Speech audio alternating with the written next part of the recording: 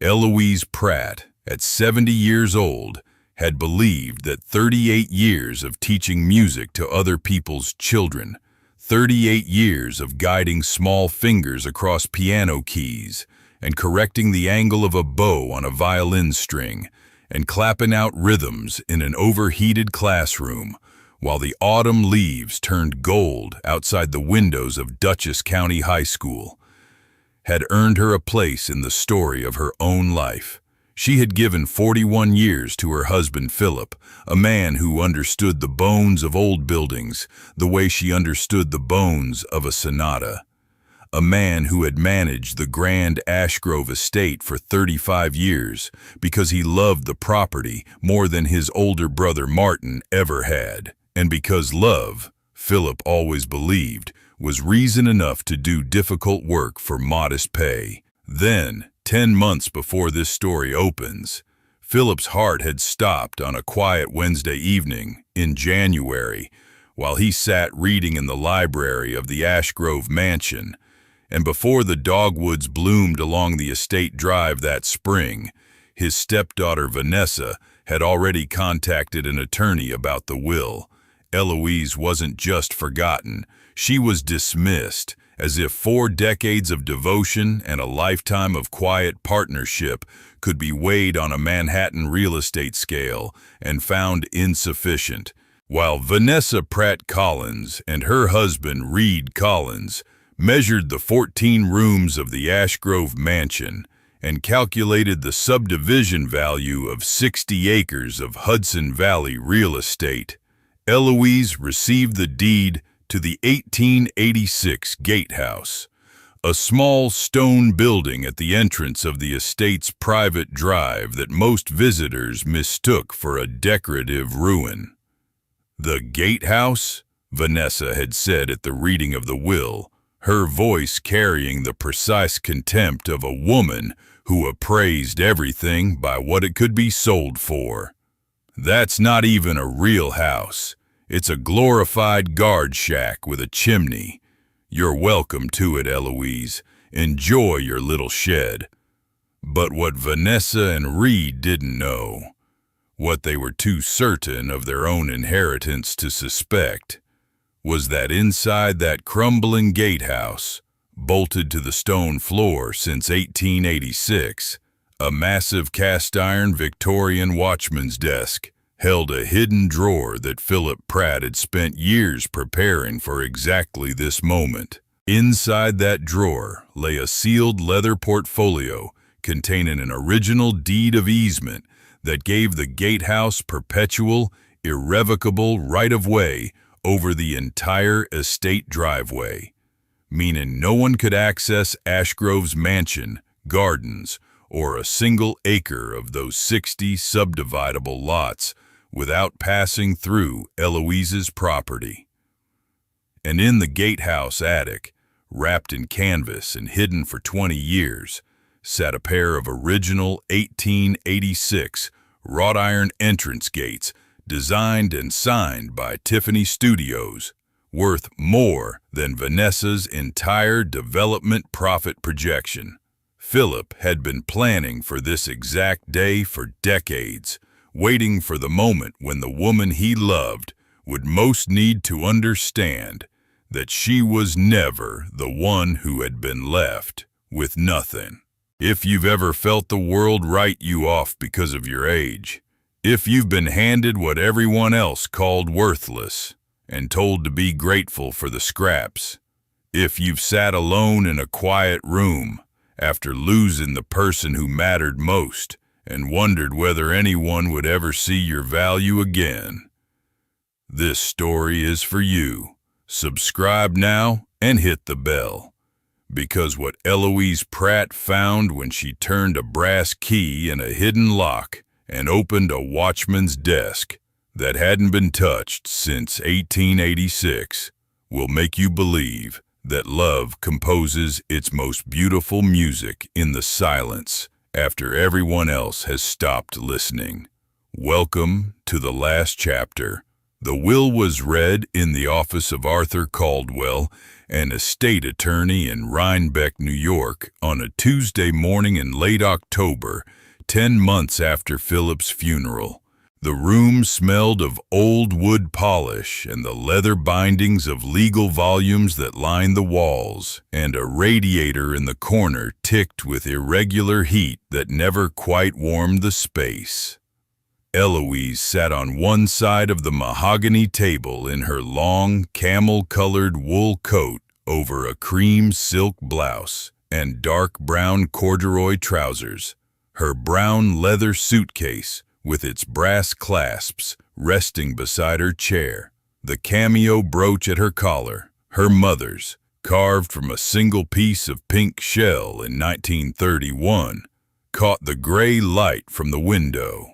Her hands lay folded on the table, the long-fingered, graceful hands that had played piano for 50 years. Those hands were still now, but not calm, composed. There's a difference a musician understands. Vanessa sat across from her, her sleek, dark auburn bob framing sharp cheekbones, wearing her black cashmere wrap coat over a charcoal silk blouse and tailored black trousers.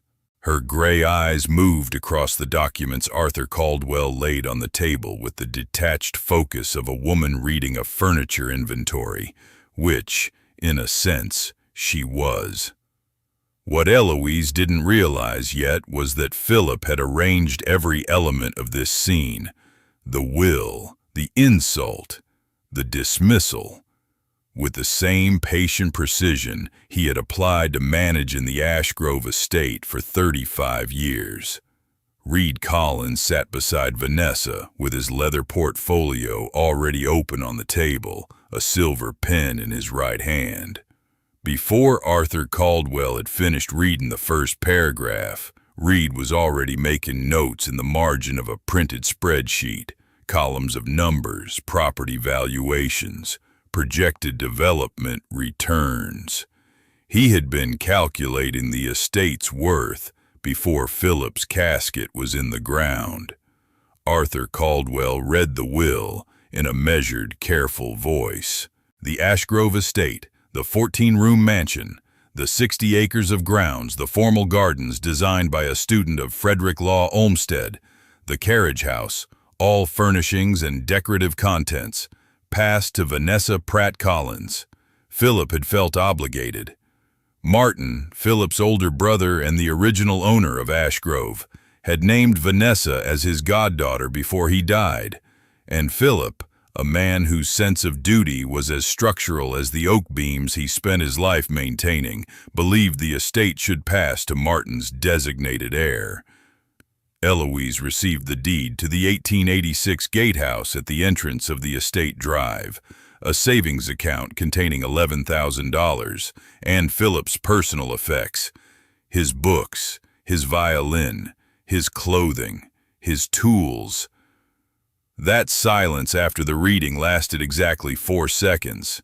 Eloise counted the way she counted rests in a musical score, each beat deliberate, each silence carrying weight. Then Vanessa spoke. "Well," she said, uncrossing her ankles and recrossing them in the other direction, "I suppose that's settled?" She looked at Eloise with an expression that a generous person might have called sympathetic, and an honest person would have called satisfied. "The Gatehouse is charming in its way, Eloise. Very rustic. I'm sure you can do something with it. Maybe a little garden shed, a potting studio." Reed didn't look up from his spreadsheet. "The Gatehouse lot is roughly a quarter acre," he said, as though reading a stock ticker. "No utility connections that I can find on record. Stone construction. Probably load-bearing issues. The county might require a structural assessment before occupancy." He clicked his pen. "Frankly, the demolition value of the stone alone might be more practical." "Reed," Vanessa said, touching his arm. It was not a reprimand. It was a signal. Not now. Not in front of the attorney. They had discussed this already. They had a plan. The plan involved the 60 acres, a luxury subdivision, and an investment group Reed had been courting since June. The Gatehouse and its quarter-acre were not part of that plan because they were not worth being part of that plan. Eloise looked at Arthur Caldwell. The attorney met her gaze, and something in his expression, a steadiness, a watchfulness, the particular patience of a man who knew more than he was currently authorized to reveal, made her pause. But he said nothing beyond the formalities. Philip's instructions had been specific. The will was the will. What came after was Eloise's to discover. She drove home to the Ashgrove mansion, the home that was no longer hers. Vanessa had given her 30 days, which Vanessa described as generous, and which felt to Eloise like being told the exact number of breaths she was permitted to take in a room she had lived in for 35 years. She packed methodically, books in one box, sheet music in another, photographs in a third, each one a measure in the long composition of a marriage. Philip's reading glasses went into a velvet pouch. His favorite cardigan, the gray one with the leather elbow patches, she folded and placed against the side of her suitcase, where she could feel its shape when she carried it. The mansion echoed around her as she worked. Eloise moved through the hallways she had walked for 35 years, past the library where Philip had read every evening, past the music room where she had practiced Chopin Nocturne on winter afternoons, and she felt the architecture of her life being disassembled around her, beam by beam, note by note. But this story does not end with a woman packing boxes. It does not end with quiet grief in a rented apartment in Rhinebeck and a suitcase full of memories. What happened next is the part that changes everything. On the 23rd day, while packing the last of Philip's personal effects in the bedroom they had shared, Eloise opened his violin case.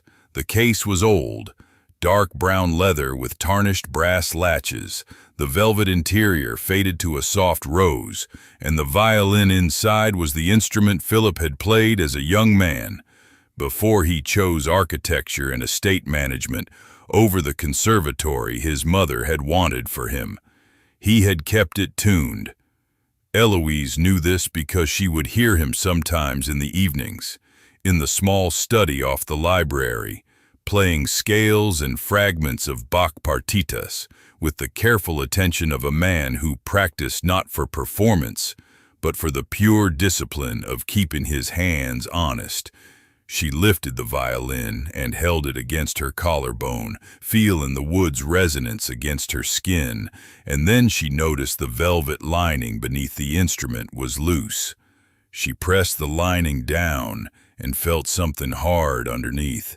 Her fingers, those long, precise fingers that had spent 50 years reading the topography of piano keys, found the edges of an object taped to the inside of the case, hidden beneath the velvet. She peeled the tape back carefully, the way she would have peeled surgical tape from a student's blistered finger, and extracted a small brass key and a folded piece of paper.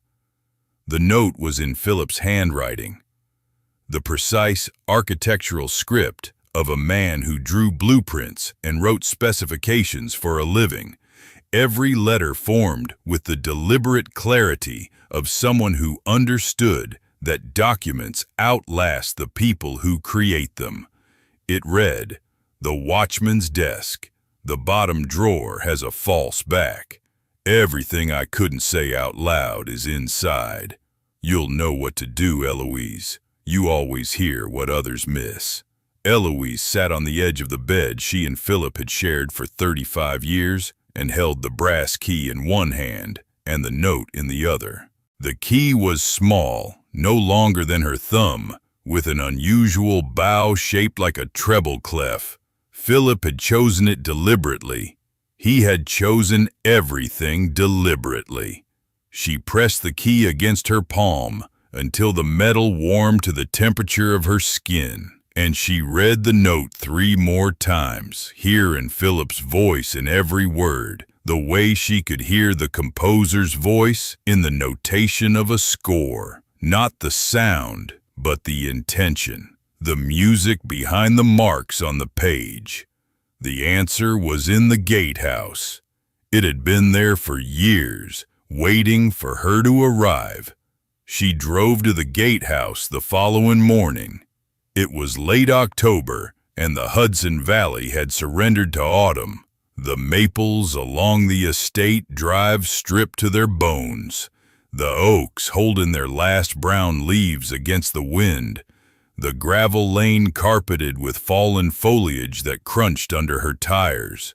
Morning mist lay over the drive in pale sheets, and through it the Ashgrove mansion receded behind her in the rearview mirror, while ahead, emerging from the mist like a sentence emerging from silence, the Gatehouse appeared. It looked at first glance like exactly what Vanessa had called it, a glorified guard shack. The fieldstone walls were gray and rough, darkened by a century and a half of weather. The steeply pitched slate roof was missing tiles in several places, exposing weathered rafters. Ivy had claimed the north and east walls entirely. The archway where the estate's entrance gates had once hung held only rusted iron hinges now, the gates themselves long gone, or so everyone believed. Moss covered the stone threshold, and the old oak door had peeled and cracked until bare wood showed through like exposed bone. But when Eloise stepped out of the car with her suitcase in one hand and the brass key in the other, she noticed something that made her stop. The stones around the chimney were cleaner than the rest, scrubbed, repointed with fresh mortar that hadn't yet darkened to match the original. The narrow windows held new glass behind the grime, double-pane insulation that caught the morning light with a faint blue-green tint. And the oak door, despite its peeling paint, hung perfectly plumb in its frame. Eloise had lived with a man who managed buildings for 35 years. She knew the difference between a door that hangs because it's stuck and a door that hangs because it's been precisely fitted. Philip had been here. Philip had been working on this building, quietly, methodically, without telling anyone, the way he did everything that mattered most to him. She pushed the door open. The brass handle turned smoothly, oiled, maintained, ready. The door swung inward on hinges that didn't creak, and Eloise stepped across the threshold and understood immediately that she had been given something far more valuable than a crumbling shed. The single ground floor room was small, perhaps 15 feet by 20, but it had been transformed. The stone walls had been reinforced with steel brackets disguised behind the original facing. New electrical wiring ran through discrete conduits along the baseboards. The fireplace, a deep stone hearth with a carved oak mantel, had been rebuilt from the firebox up. The new fire brick fitted behind the original surround so skillfully that the restoration was invisible. The floors were the original wide oak planks, sanded and sealed and warm underfoot despite the October cold, which meant Philip had installed radiant heating beneath them. The Gatehouse wasn't worthless. Philip had spent years making certain of that. And there, against the far wall beneath the largest window, sat the watchman's desk. Eloise approached it the way she approached an unfamiliar piano, slowly, attentively, reading its construction the way she read a score. The desk was massive, built entirely of cast iron, bolted to the stone floor, with 4 anchor points that had held since 1886. The surface was a single slab of iron, roughly 4 feet wide and 2.5 feet deep, supported by two pedestals with decorative scrollwork panels on each side. It was a piece of industrial Victorian craftsmanship, functional, ornamental, and built to outlast the building that housed it. 140 years of watchmen, estate managers, and groundskeepers had sat at this desk, recording the comings and goings of every person who entered or left the Ashgrove estate, and the iron showed its history in the patina of use, scratches, ink stains, the smooth wear of elbows and forearms, resting on the same surface for generation after generation. She ran her fingers across the iron, the way she would run her fingers across the fallboard of a piano before lifting it, feeling the weight, the temperature, the resonance of the material. The desk had 3 visible drawers on the right pedestal. She pulled each one open and found them empty, their iron runners smooth and clean, which meant Philip had oiled them. Then she walked to the left pedestal and found what appeared to be a solid decorative panel. No visible drawers, no handles, just the ornate scrollwork of Victorian ironwork. But Eloise had spent 50 years studying the mechanisms of pianos, and a piano is nothing if not a collection of hidden actions, hammers behind the fallboard, dampers behind the strings, the entire mechanical orchestra concealed inside a polished case that shows the audience nothing but its beautiful surface. She pressed her fingers along the scrollwork, feeling for anomalies.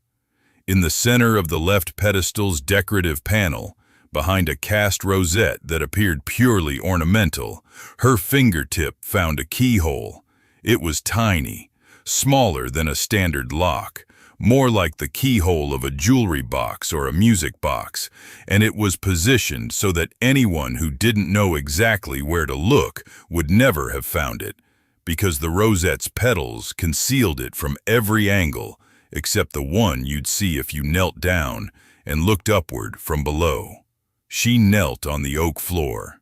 She held the brass key, the key with the treble clef bow, and she inserted it into the lock. But she did not turn it. Not yet. She knelt there with the key in the lock and her forehead nearly touching the cold iron of the desk, and she felt the weight of what she was about to do settle over her like the silence before the first note of a concert. Philip had placed this key in his violin case. He had restored this building in secret and maintained this desk for years and hidden something behind a lock that only she would find. He had composed this entire sequence: the will, the dismissal, the violin case, the key, the desk, the way a composer lays out a symphony, each movement building on the one before, the full meaning withheld until the final measure. She was inside his last composition now, and the next note was hers to play. The cold Hudson Valley wind pushed against the gatehouse walls, and the old stone held firm. From somewhere far down the estate drive came the sound of a crow calling across the mist. The fireplace smelled of cold ash and the faint sweetness of cured oak. Eloise closed her eyes, and in the darkness behind her lids, she saw Philip's hands, the wide, careful hands that had drawn blueprints and replaced roof slates and held her face between his palms on the night he proposed. She felt his presence in the room, the way she sometimes felt the presence of a composer when she played their music, not as a ghost, but as an intention still vibrating in the structure of the thing they had made. She turned the key. The mechanism inside the desk responded with a precise, oiled click, the sound of a well-made thing doing exactly what it was built to do. A section of the pedestal's decorative panel released and swung outward on hidden hinges, revealing a shallow drawer behind the false back, roughly 12 inches wide and 8 inches deep. Inside the drawer, wrapped in a piece of soft chamois leather, was a portfolio, a sealed leather portfolio, the kind used by Victorian solicitors to hold documents of consequence. Thick calfskin, stitched at the spine, secured with a brass clasp that bore the faint impression of the Ashgrove estate crest. Then a sound from outside stopped her. Footsteps on gravel, the crunch of expensive shoes on the stone path leading to the gatehouse door. Eloise turned, the portfolio still in her hands, and saw a white envelope being slipped under the door. The footsteps retreated quickly. A car door closed. An engine started and faded down the estate drive. She set the portfolio on the desk and picked up the envelope.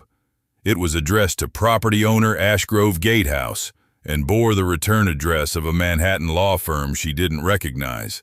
Inside was a single page on heavy cream stock, a formal notice of intent to acquire. The language was polished and cold. The Ashgrove Development Group, represented by Reed Collins as managing partner, was prepared to offer $5,000 for the Gatehouse property and all structures therein, contingent on a response within 14 days. The final paragraph noted, in language that a paralegal would recognize as a threat and a music teacher would recognize as a dissonance, that failure to respond could result in the initiation of condemnation proceedings through the County Development Authority, given the property's documented state of disrepair and the public interest in the estate's comprehensive redevelopment. $5,000.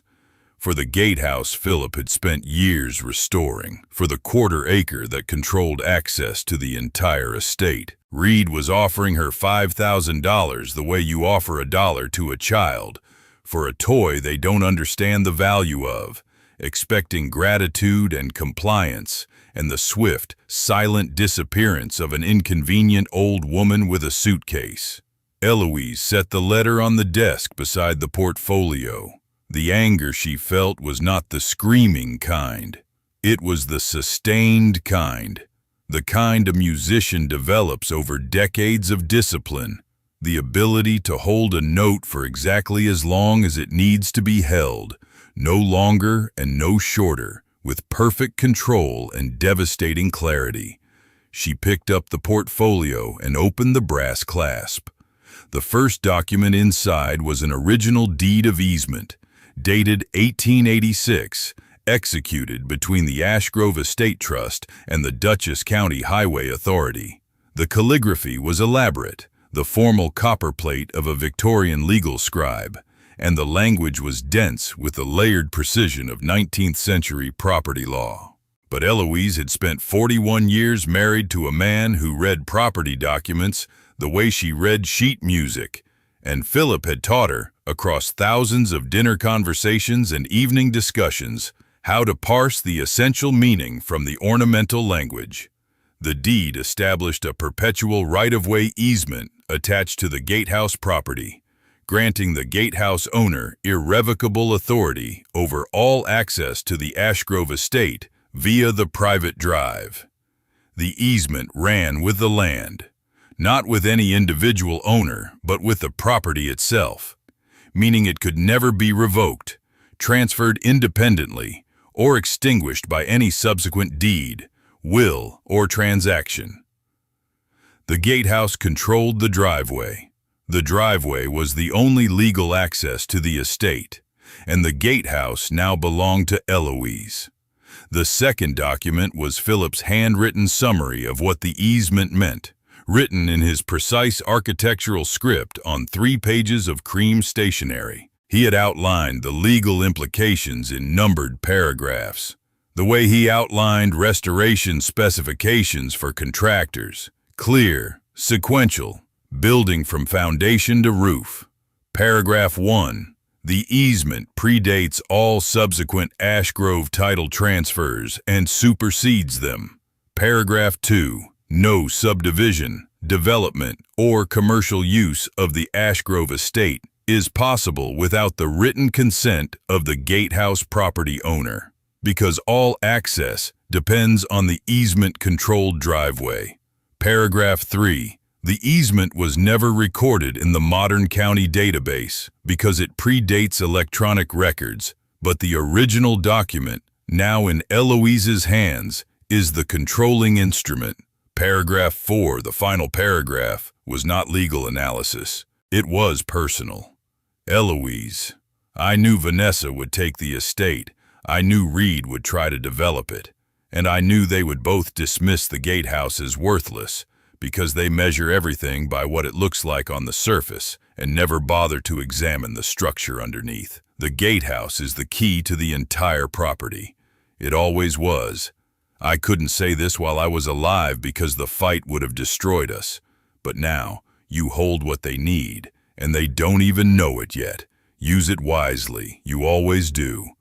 There was a third document, a hand-drawn diagram of the Gatehouse attic with an arrow pointing to the northeast corner and a notation. The gates, stored 2006, canvas-wrapped, northeast rafters. Have them appraised. Eloise set the documents on the desk and pressed both palms flat against the cold iron surface and breathed. The morning light had shifted. The mist outside the narrow windows was burning off, and pale autumn sun was beginning to reach through the glass, laying thin golden bars across the stone floor. She could hear the wind in the bare maples along the drive and the distant sound of a truck on the county road below the estate, and the small, intimate sounds of the Gatehouse settling around her. The tick of stone cooling, the faint whisper of the draft through the chimney, the almost imperceptible hum of the radiant heating Philip had installed beneath her feet. She was standing inside his last composition. Every note was landing. She called B. Newcomb first. B. had been one of Eloise's earliest piano students back in 1972. A serious girl with sharp blue eyes who attacked the keyboard with the same analytical intensity she would later bring to 40 years of paralegal work at a property law firm in Poughkeepsie. B was 78 now, retired, her white hair pinned back with tortoise-shell clips, but her mind remained the precision instrument it had always been. And when Eloise read her the easement language over the phone, B went silent for a full 10 seconds, which, for B. Newcomb, was the equivalent of falling out of her chair. Eloise, B said, her voice low and careful, read me that last clause again, the one about the covenant running with the land. Eloise read it again. She could hear B breathing on the other end of the line, the soft scratch of a pen. B still took notes by hand, the habit of 40 years, and the faint creak of the chair in whatever room B was sitting in. This is ironclad, B said. I spent my entire career reading easement documents, Eloise, and I have never seen language this airtight. Whoever drafted this in 1886 understood exactly what they were doing. The right-of-way is perpetual, irrevocable, and appurtenant to the Gatehouse parcel. It cannot be severed from the land. It cannot be extinguished by sale or transfer. And because the private drive is the sole legal access to the Ashgrove estate, there's no other road, no secondary easement, no alternative point of entry. Whoever owns the Gatehouse controls whether anyone can reach the estate at all. So Vanessa's development plan cannot proceed without your written consent. Not a single bulldozer, not a single surveyor, not a single luxury home buyer can access the estate without driving through your Gatehouse property, and you are under no legal obligation to grant that access. B. I received a letter today. Reed's Development Group offered me $5,000 for the Gatehouse. The letter mentions condemnation proceedings if I don't respond within 14 days. $5,000. B's voice sharpened the way it had sharpened 40 years ago when a senior partner handed her a sloppy brief to file. Eloise, listen to me carefully. That condemnation threat is a bluff. You cannot condemn a property that holds a perpetual easement predating every subsequent title in the chain. A judge would throw it out in 10 minutes. Reed Collins is either getting very bad legal advice or he's counting on you not knowing what that easement means. Either way, do not respond to that letter. Do not sign anything. Do not even call them back. I wasn't planning to. Be good, because what you're holding in your hands right now is not just a piece of old paper, it's a choke point. Every dollar of their development profit depends on a driveway that runs through your property, and they can't build an alternative access without condemning a perpetual easement, which, as I said, they cannot do. Philip understood that. Philip understood that better than any property lawyer I ever worked with, and I worked with dozens. There's something else. Philip left notes about the Gatehouse attic. He says the estate's original entrance gates are up there, stored since 2006. He wants me to have them appraised. The Ashgrove gates? I remember those gates, Eloise. They were beautiful, massive ornate ironwork, very old. I saw them every time I drove up the estate road for your holiday recitals. Why would Philip have removed them? His notes say he took them down for restoration and stored them in the attic. They were never listed in the estate inventory. He cataloged them as Gatehouse fixtures. Gatehouse fixtures, B repeated, and this time the sound she made was unmistakably a laugh, the quiet, admiring laugh of a paralegal who has just read the most elegant piece of legal maneuvering in her entire career. Of course he did, because if they're Gatehouse fixtures, they belong to the Gatehouse property. They belong to you, not to Vanessa's estate. Eloise, the Ashgrove estate was built during the Gilded Age, and some of those grand Hudson Valley properties commissioned their ironwork from Tiffany Studios. Louis Comfort Tiffany's metalwork division produced gates, railings, screens, and decorative ironwork for dozens of estates in the 1880s and 1890s. Are you saying the Ashgrove gates might be Tiffany? I'm saying you need to find out immediately. Call a decorative arts specialist, not an antique dealer, not someone from a local auction house. You need someone who has authenticated Tiffany metalwork before, someone from the Met, or someone who used to be.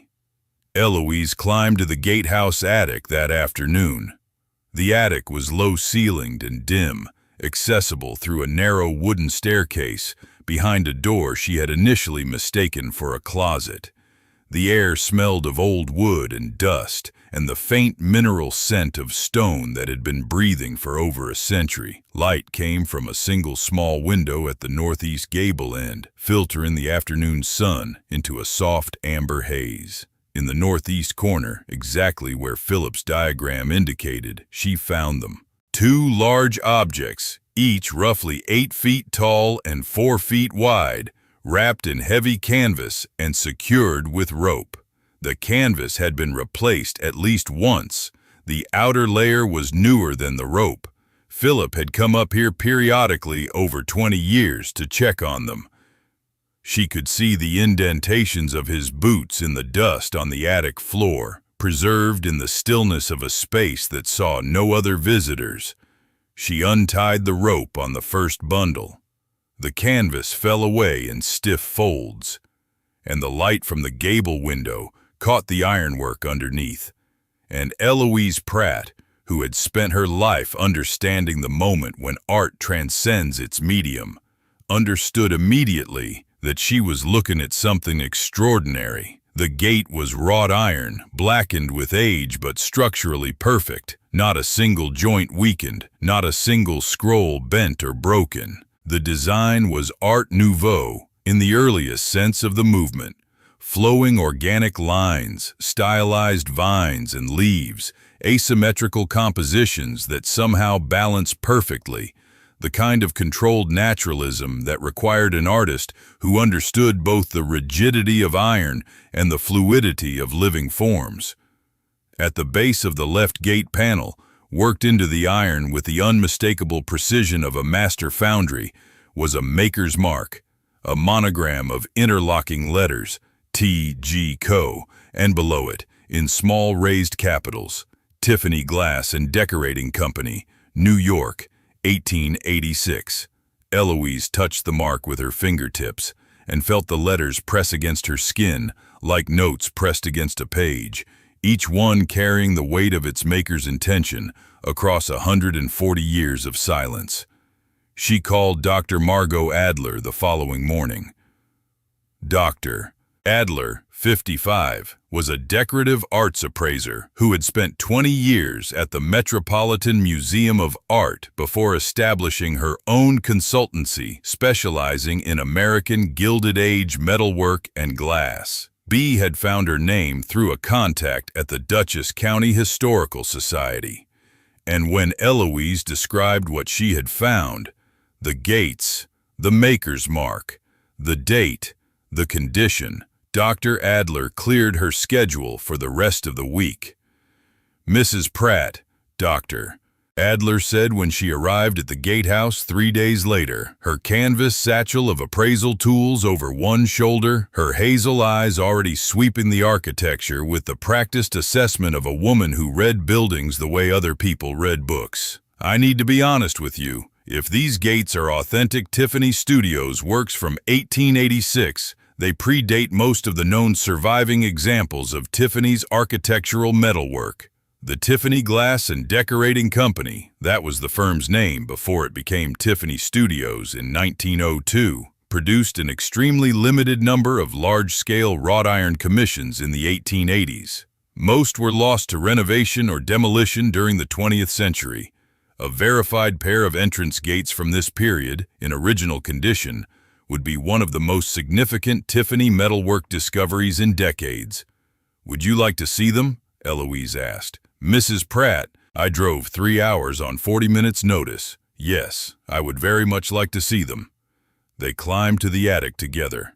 Dr. Adler spent the first 5 minutes simply standing before the unwrapped gates in silence, her hands at her sides, her hazel eyes moving across every inch of the ironwork with the focused intensity of a reader encountering a manuscript in a language they have spent their life studying.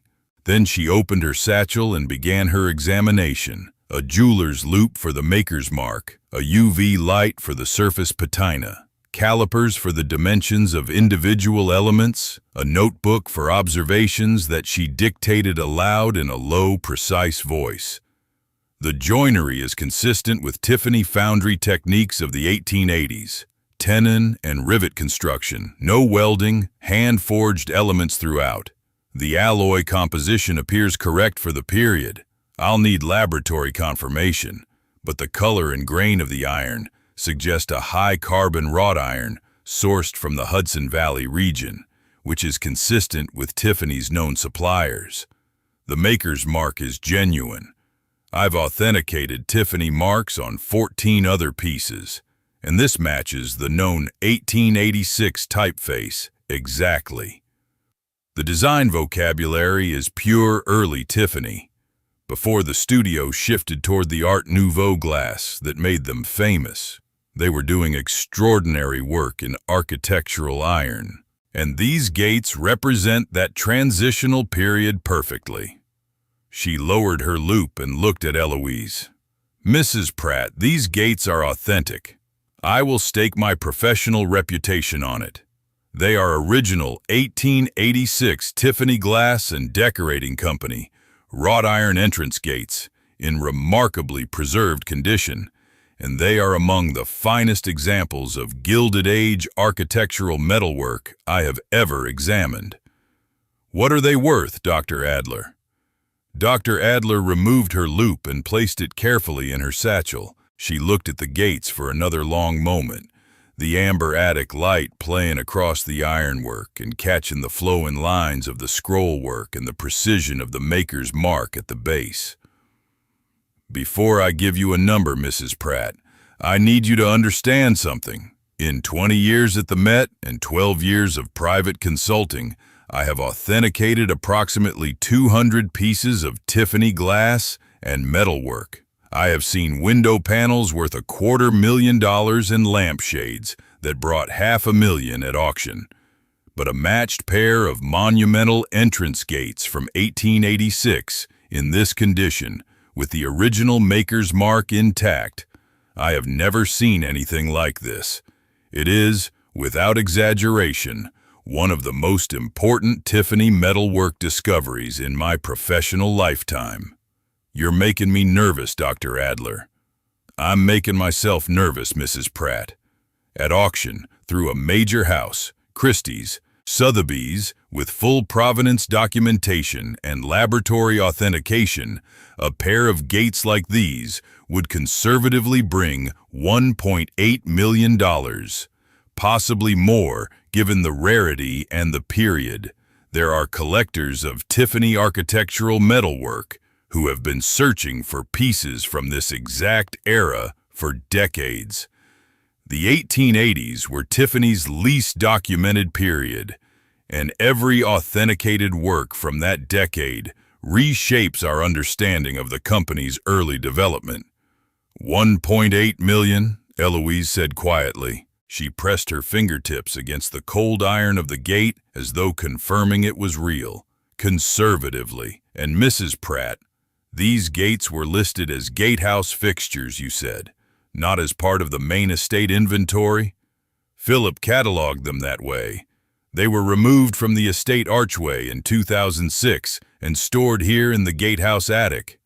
Then they are your property, completely and unambiguously. The estate has no claim to them whatsoever. Tom Halverson arrived an hour later. Tom was 64, a local contractor who had worked with Philip on Ashgrove restoration projects for 25 years.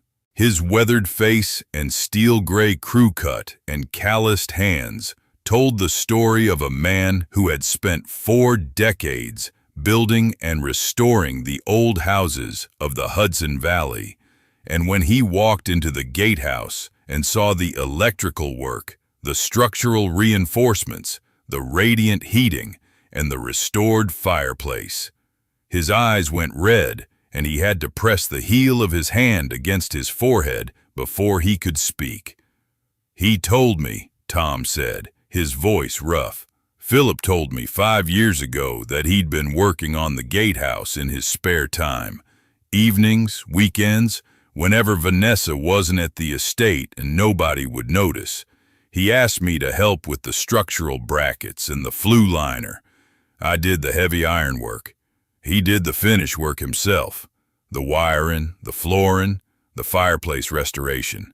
Every joint, every connection, every piece of trim. He was meticulous, Eloise. You know that. He wanted every detail right." "How long had he been working on it?" "Tom, I mean, how many years?" "Best I can tell, at least 15 years, maybe longer. He showed me the plans once, hand-drawn blueprints, beautiful draftsmanship, the kind of detail you'd see from an architect, not an estate manager. He had every phase mapped out. Structural reinforcement first, then weatherproofing, then mechanical systems, then the finish work.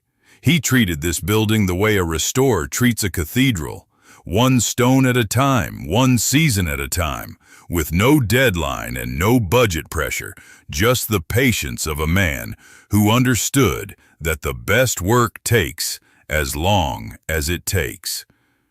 "Did he tell you about the desk?" "He told me there was something in the desk that would protect you. He didn't tell me what. He just said, when the time comes, she'll find it. She always hears what others miss." Tom looked at the watchman's desk, at the hidden drawer still standing open, at the leather portfolio on the iron surface. "I asked him once. This was maybe 3 years ago. The last time I helped him with anything here. I said, 'Philip, why are you doing all of this in secret? Why not just tell Eloise?' And he looked at me with those calm eyes and he said, 'Because if I tell her now, she'll worry. And if I tell Vanessa, she'll interfere. The only way this works is if I finish it in silence and let Eloise find it when the music stops.'" "When the music stops," Eloise repeated. She pressed her hand flat against the iron surface of the desk and felt the cold metal against her palm like a held cord. "He was right, wasn't he?" Tom said. "He was right," Eloise said. "About everything." "And the gates," Tom continued, looking up toward the attic staircase. "I helped him take those down in 2006. We spent a whole Saturday on it. Philip and me, just the two of us. Nobody else on the property. It took us 6 hours to dismount them from the hinges, wrap them in canvas, and carry them up to the attic, one panel at a time. Those gates are heavy, Eloise. They must weigh 300 pounds each. Philip wouldn't let me use a hoist. Said the vibration might damage the ironwork. So we carried them by hand, one step at a time, and he was so careful with them, you'd have thought he was carrying a sleeping child." "Why didn't you ever ask him what it was all about, Tom?" "You didn't ask Philip questions when he had that look, that quiet, certain look, like he was reading blueprints that nobody else could see. I trusted him the way you trust a foundation. You don't question it. You build on it. Would you testify to all of that, if it came to a legal proceeding?" Tom looked at her with the steady gaze of a man who builds things that last. "I'll testify to anything Philip Pratt did, Eloise, because everything that man did was done with integrity and with love. He was the most honest builder I ever knew, and I've been in this trade for 40 years. I'll stand in any courtroom in the state and say exactly what I saw and exactly what he told me, and I'll be proud to do it." The meeting was held in the office of Grace Pemberton, Eloise's attorney, on a Thursday morning in mid-November, 2 weeks after the Gatehouse discoveries. The conference room was on the 3rd floor of a brick building in Poughkeepsie, and the windows overlooked the Hudson River, and the autumn light came in low and gold, and laid itself across the mahogany table like a benediction on the proceedings that were about to unfold. Eloise arrived first. She wore her camel-colored wool coat and her cream silk blouse and her cameo brooch, and she set her brown leather suitcase beside her chair and folded her long-fingered hands on the table and waited with the patience of a woman who had spent 38 years waiting for children to find the right note. Vanessa arrived at 10 past the hour, Reed beside her, their attorney, a partner from a Manhattan firm whose hourly rate exceeded what Eloise had earned in a week of teaching, trailing behind them with a briefcase that looked like it cost more than the Gatehouse offer letter. Vanessa's expression was composed, professional, faintly amused, the look of a woman attending a formality she considered beneath her. Reed had his leather portfolio open before he sat down. "I assume this is about the acquisition offer," Reed said, clicking his pen. "We can negotiate on the price, but the timeline is firm. Our investors have a site review scheduled for December 1st, and we need the Gatehouse parcel cleared before—" "Mr. Collins," Grace Pemberton said, "the Gatehouse will not be cleared. It will not be sold. And your investors' site review will not take place on December 1st or any other date without the written consent of my client." Reed's pen stopped clicking. Vanessa's faintly amused expression did not change, but something behind her gray eyes shifted. The first microfracture in a surface that had been polished to conceal everything underneath. "Mrs. Pratt is the holder of a perpetual right-of-way easement, dated 1886, attached to the Gatehouse property and governing all access to the Ashgrove estate via the private drive. This easement is irrevocable, runs with the land, and predates all subsequent title transfers. No person, vehicle, or commercial operation can access any portion of the Ashgrove estate without passing through Mrs. Pratt's Gatehouse property, and Mrs. Pratt is under no obligation, legal, contractual, or otherwise, to grant that access." Vanessa's composed expression fractured, her lips parted, her gray eyes, which had spent the last 10 months appraising the Ashgrove estate with the cold efficiency of an interior designer measuring rooms for demolition, now fixed on Grace Pemberton with an expression Eloise recognized from decades of concerts, the face of someone who has just heard a note they did not expect and cannot yet place in the score. "That's impossible," Reed said. His voice was flat, controlled, but Eloise could see his hand tighten around the pen. "We reviewed the title. Our attorneys reviewed the title. There's no easement on record. The easement predates electronic county records. The original document was held in the Gatehouse itself, as was customary for easement instruments in the 19th century. It has been authenticated by 2 independent title examiners, the Dutchess County Clerk's Office and the New York State Division of Land Records. I have copies for your attorney." Grace slid a folder across the table.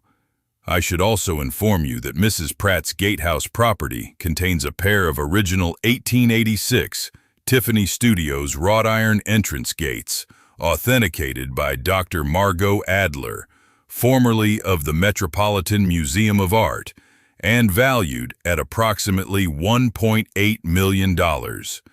These gates were cataloged as Gatehouse fixtures by the late Philip Pratt and are therefore the property of Mrs. Pratt, not of the Ashgrove estate." The conference room went silent. The autumn light on the table seemed to sharpen, the way sound sharpens in a concert hall when the orchestra stops and a single instrument continues alone. Vanessa's attorney was reading the easement document with the focused desperation of a man trying to find a crack in a wall that has no cracks.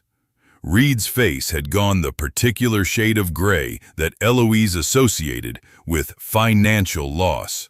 Not the red of anger, but the gray of numbers turning negative, of projections collapsing, of the invisible architecture of a deal crumbling from the foundation up. "1.8 million, Vanessa said. Her voice had lost its polish. Underneath, something raw and hoarse was showing through, like bare wood under peeling paint. "The gates are worth $1.8 million. Conservatively," Grace said. "And the easement, you're saying we can't access our own property without her permission." "The easement grants Mrs. Pratt's property, not Mrs. Pratt personally, but the Gatehouse parcel, perpetual control over the estate drive. No subdivision plan, no development permit, no commercial use of any kind can proceed without an access agreement with the Gatehouse owner. Your development timeline, your investor commitments, your December site review, all of it depends on a driveway you do not control." Reed stood up. His chair scraped the floor. Vanessa reached for his arm, and he shook her off. The same gesture, Eloise thought, with a pang of recognition so sharp it was almost musical, that a musician makes when someone touches the bow arm during a difficult passage. Involuntary, desperate, the gesture of a person whose instrument has just gone out of tune in the middle of a performance. "This is absurd," Vanessa said, her voice rising for the first time since Eloise had known her, the polished Manhattan accent cracking to reveal something raw underneath.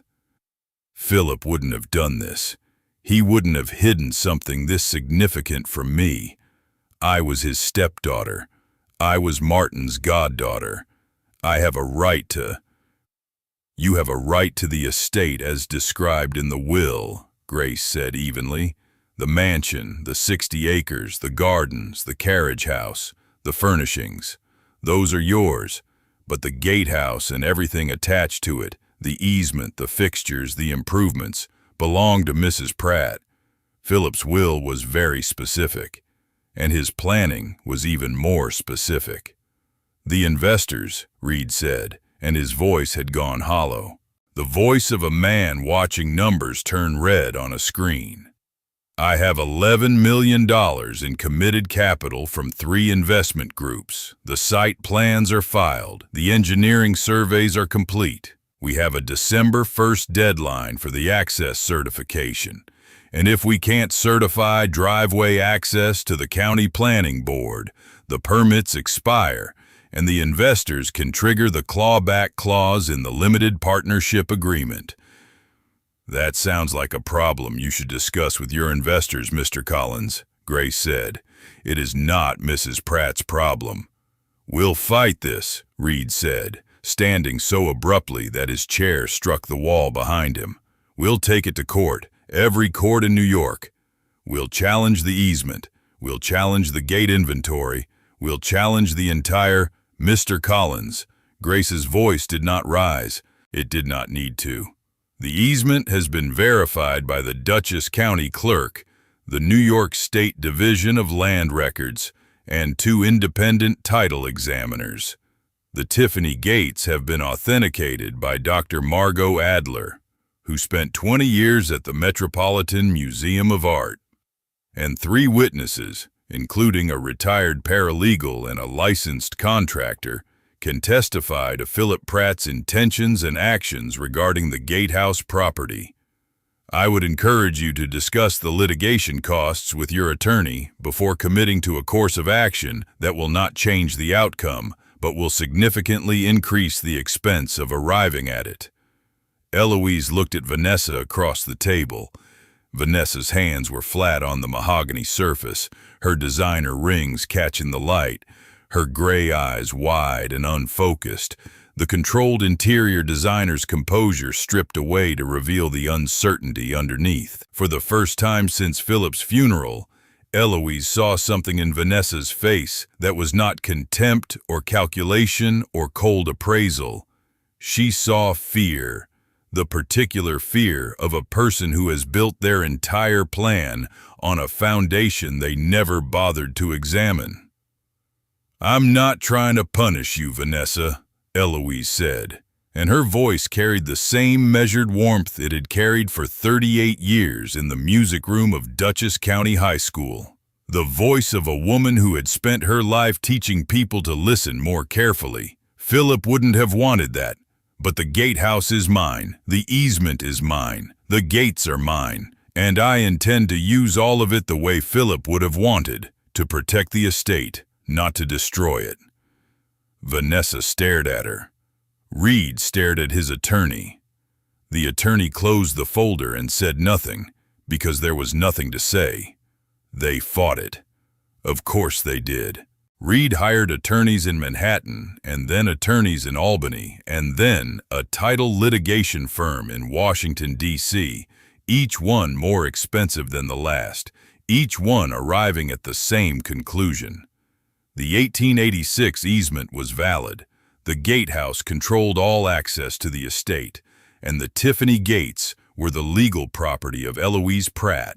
The legal fees consumed the operating budget of Reed's investment group within 4 months. The investors who had committed to the luxury subdivision pulled out one by one, citing the unresolved access dispute, and 2 of the larger firms filed breach of contract suits against Reed personally for misrepresenting the property's development readiness. The development permits were withdrawn in January. Reed's hedge fund partners quietly distanced themselves from the Ashgrove project, and the financial exposure Reed had assumed, personal guarantees on construction loans, non-refundable deposits with contractors, engineering fees already paid, mounted into the hundreds of thousands. By March, Vanessa and Reed could not visit their own mansion without driving past Eloise's gatehouse, and every time they made that drive, they were reminded that the woman they had dismissed with a suitcase and a sneer now held the key to every door they thought they owned.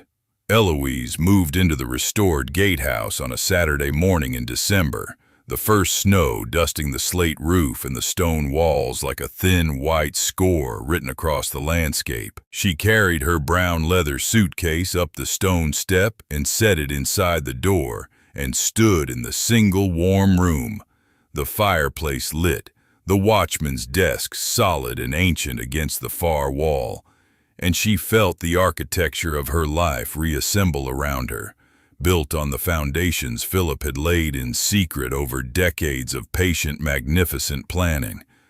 She had the Tiffany gates restored by a specialist metalwork conservator Dr. Adler recommended. 3 months of careful cleaning and stabilization without altering the original character.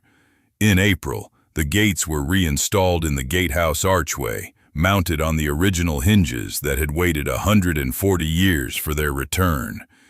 Passers-by on the county road began stopping to photograph them, which is how the story reached the Dutchess County Arts Council, which is how the invitation arrived.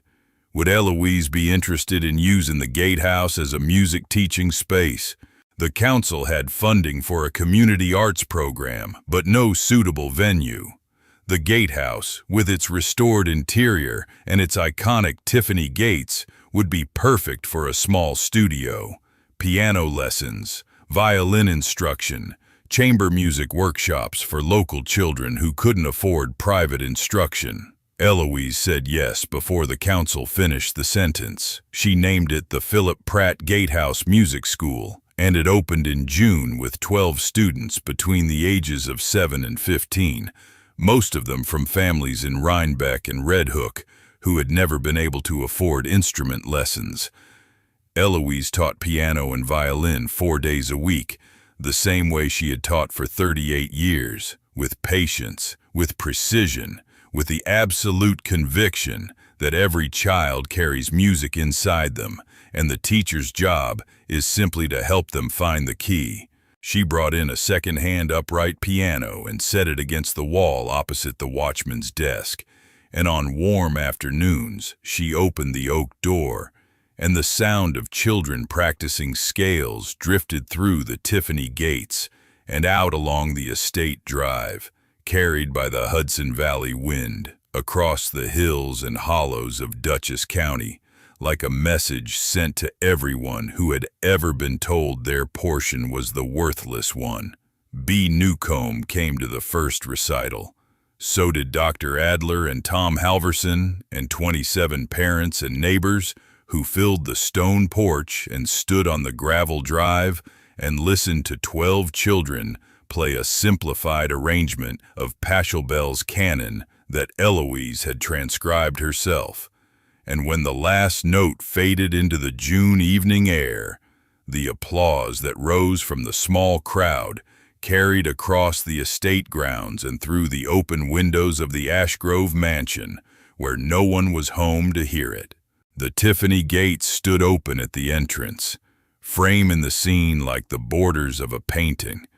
The warm stone, the children with their instruments, the old watchman's desk visible through the doorway, the Hudson Valley hills rolling away under a sky that held the last gold light of the longest day of the year.